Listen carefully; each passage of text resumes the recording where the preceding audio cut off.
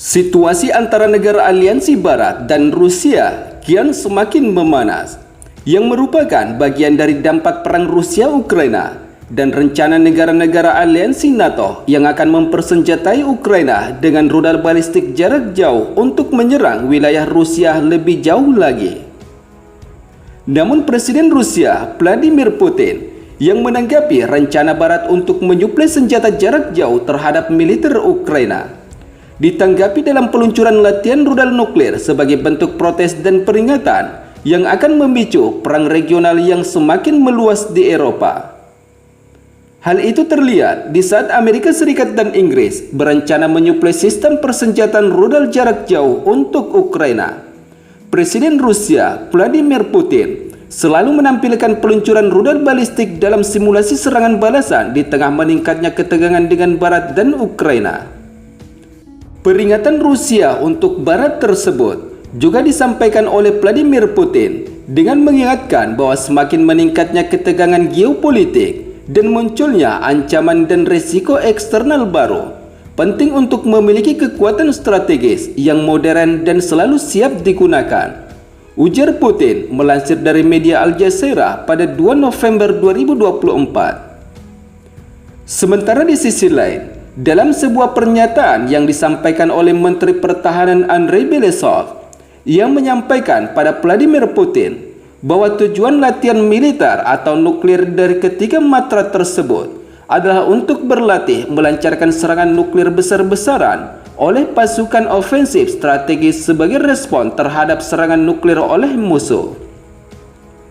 Dalam latihan militer terbesar Rusia tersebut melibatkan 3 serangkaian nuklir Rusia yang terdiri dari rudal yang diluncurkan dari Angkatan Darat, Angkatan Laut, dan Angkatan Udara untuk memaksimalkan serangan presisi mereka pada target sasaran musuh Rusia. Sementara dalam latihan peluncuran rudal nuklir Rusia, sebuah rudal balistik antarbenua Yars kemudian diluncurkan dari kosmodrom Plastek di Rusia Barat Laut ke Kachmatka, yaitu merupakan semenanjung di timur jauh. Sementara rudal balistik Sineva dan Bulava ditembakkan dari kapal selam, dan rudal jelajah diluncurkan dari pesawat pengebom strategis, sebagaimana yang telah disampaikan Kementerian Pertahanan Rusia. Latihan peluncuran rudal nuklir Rusia tersebut berlangsung pada saat kritis dalam perang Rusia-Ukraina. Setelah berminggu-minggu, Rusia memberikan sinyal kepada Barat bahwa Moskow akan menanggapi jika Amerika Serikat dan sekutunya mengizinkan Kiev menembakkan rudal jarak jauh ke dalam wilayah Rusia. Sementara pada hari Senin, negara aliansi NATO mengatakan bahwa Korea Utara telah mengirim pasukan ke Rusia bagian barat. Klaim yang tidak dibantah oleh Moskow, di mana pada minggu lalu Vladimir Putin menyatakan bahwa penerapan perjanjian kemitraan dengan Pyongyang oleh Moskow adalah urusan Rusia sendiri. Sementara itu, tidak bisa dipungkiri jika perang yang telah berlangsung selama 2,5 tahun ini juga memasuki apa yang menurut pejabat Rusia sebagai fase paling berbahaya karena Barat mempertimbangkan cara untuk memperkuat Ukraina. Sementara pasukan Rusia bergerak maju di wilayah timur negara tersebut. Namun Rusia yang menanggapi ancaman Ukraina dan Barat tetap selalu siap siaga, di mana Presiden Vladimir Putin menekankan bahwa persenjataan nuklir Rusia tetap menjadi penjamin kedaulatan dan keamanan negaranya yang dapat diandalkan untuk menghadapi musuh mereka. Sementara dengan pertimbangan meningkatnya ketegangan geopolitik dan munculnya ancaman serta resiko baru, penting bagi kita untuk memiliki pasukan strategis modern yang selalu siap tempur dan menegaskan kembali bahwa Rusia melihat penggunaan senjata nuklir sebagai tindakan ekstrem dan utama untuk memastikan keamanannya. Sementara adapun latihan militer terbesar Rusia yang melibatkan 3 matra ini dianggap sebagai bagian dari latihan militer pada 18 Oktober di wilayah Tipar, yaitu bagian barat Laut Moskow, yang melibatkan pergerakan lapangan oleh unit yang dilengkapi dengan rudal balistik antarbenua Yars yang mampu menyerang kota-kota Amerika Serikat. Sejak dimulainya perang Rusia-Ukraina ini, Vladimir Putin memang telah mengirimkan serangkaian sinyal tajam ke barat dan mengubah sikap Rusia terhadap perjanjian nuklir utama dan mengumumkan penyebaran rudal nuklir taktis ke negara Belarus yang merupakan aliansi utama Rusia. Sementara di sisi lain, mengutip dari beberapa sumber media informasi militer terkait pada 2 November 2024, di saat yang hampir bersamaan, Korea Utara yang merupakan salah satu negara aliansi utama Rusia juga dikabarkan jika telah melakukan peluncuran rudal nuklir terbaru yang diklaim dapat mencapai daratan Amerika Serikat. Namun setelah Korea Utara melakukan uji coba peluncuran rudal balistik antar benua atau ICBM, Jepang sebagai salah satu sekutu terkuat Amerika Serikat kemudian menyatakan sikapnya, di mana pemerintah Jepang meyakini jika senjata baru rezim Kim Jong-un mampu mencapai daratan Amerika Serikat. Hal itu sebagaimana menurut beberapa sumber terkait, jika uji coba peluncuran rudal balistik antar benua Korea Utara tersebut diklaim sebagai yang terbaru dan terkuat, di mana senjata tersebut mampu meluncur selama 87 menit dan mampu mencapai jarak hingga 7.000 km pada 31 Oktober 2024 kemarin. Selain itu, dalam peluncuran rudal terbaru Korea Utara tersebut, pemerintah Korea Utara juga menegaskan bahwa uji coba kali ini adalah sikap Kim Jong-un untuk memperingatkan musuh-musuhnya dan menunjukkan kekuatan Korea Utara yang sebenarnya.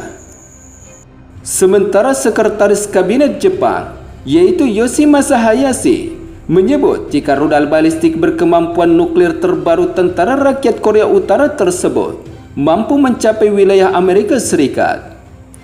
Namun meskipun pihak Korea Utara tidak menyebutkan secara spesifik terkait nama rudal tersebut, namun Hayashi mengklaim jika rudal tersebut mampu menempuh pada target sasaran sejauh 15.000 km, yang artinya rudal terbaru Korea Utara tersebut mampu menargetkan atau menyerang wilayah Amerika Serikat yang selama ini dianggap oleh Korea Utara sebagai ancaman terhadap negaranya. Menurut Jepang, rudal yang diluncurkan oleh Korea Utara yang mampu menempuh jarak sekitar 15.000 km tersebut berarti ancaman rudal Korea Utara terhadap Amerika Serikat sangat nyata, sebab posisi kedua negara hanya berjarak sekitar 9.900 km. Sementara pemerintahan Jepang yang menanggapi peluncuran rudal ICBM Korea Utara tersebut disebut sebagai tindakan keterlaluan yang meningkatkan ketegangan di seluruh komunitas internasional yang sama sekali tidak dapat diterima, sebagaimana pernyataan Hayashi. Sementara di sisi lain, di tengah ketegangan Rusia Korea Utara dengan Amerika Serikat dan NATO, Sekretaris Jenderal NATO Mark Rutte dan Presiden Komisi Eropa Ursula von der Leyen kemudian sepakat untuk membentuk gugus tugas tingkat tinggi baru guna memperkuat kerjasama yang sudah ada. Dalam memperkuat kerjasama mereka, Mark Rutte dan von der Leyen kemudian bertemu di Brussels untuk pertama kalinya sejak kepala NATO yang baru menjabat pada tanggal 1 Oktober dan membahas pentingnya kemitraan yang erat dan strategis antara Uni Eropa dan NATO. Dalam pembahasan tersebut, keduanya sepakat bahwa di dunia yang semakin berbahaya, kemitraan ini sangat penting untuk memperjuangkan dan menjaga perdamaian, kebebasan, dan kemakmuran. Demikian bunyi pernyataan bersama setelah pembicaraan tersebut, melansir dari media Anadolu pada 2 November. Sementara inti dari pertemuan tersebut, mereka sepakat untuk membentuk gugus tugas tingkat tinggi baru guna memperkuat kerjasama Uni Eropa NATO yang telah ada untuk mengatasi ancaman dan tantangan yang terus berkembang, di mana kedua belah pihak sepakat dalam perencanaan untuk pertemuan pertama gugus tugas yang diharapkan dapat berjalan maju dalam beberapa minggu mendatang di bulan November ini.